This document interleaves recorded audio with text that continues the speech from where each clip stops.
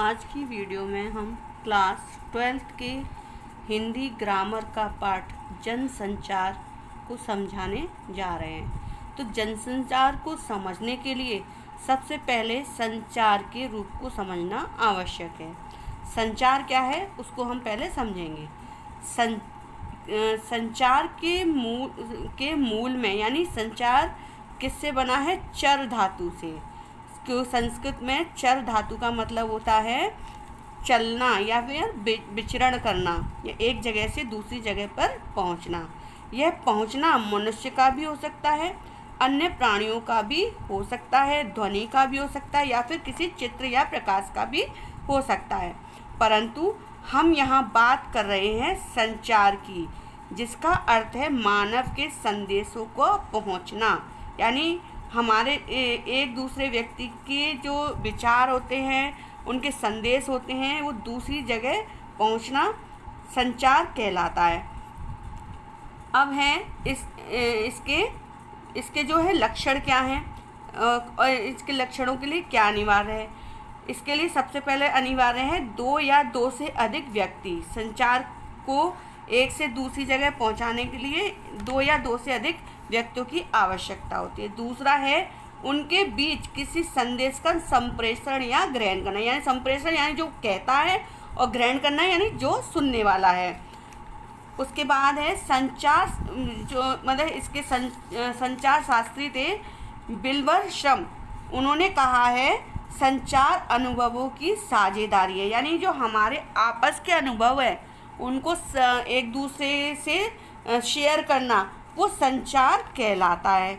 यह संचार मुख से बोलकर भी हो सकता है, लिखकर भी हो सकता है तथा दृश्य श्रव्य माध्यम से भी हो सकता है। दृश्य का मतलब देखने के माध्यम से, श्रव्य यानी सुनने जैसे रेडियो, दृश्य यानी जैसे टीवी के माध्यम से भी हो सकता है। इसलिए संचार की परिभाषा इस आधार पर की जा सकती है। सूचनाओं, विचारों और भावनाओं को लिखित, मौखिक या दृश्य श्रव्य माध्यमों के जरिए सफलतापूर्वक एक जगह से दूसरी जगह पहुंचाना ही संचार कहलाता है। संचार माध्यम के से क्या तात्पर्य है? अब जो है पहले हम अब इसके बाद हम समझेंगे संचार माध्यम का मतलब क्या है।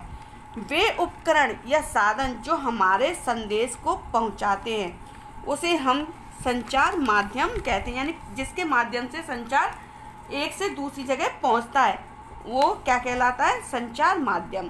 जैसे समाचार पत्र, film, telephone, radio, Doordarshan, internet, ये सब क्या है? संचार के माध्यम है। अब क्या है? संचार के मूल तत्व। तो संचार के मूल तत्व क्या है? संचार या स्रोत यानी संदेश के बारे में सोचना है। सबसे पहले तो हमें मतलब संदेश के बारे में सोचना पड़ेगा कि हमें क्या संदेश एक से दूसरे व्यक्ति को पहुंचाना है।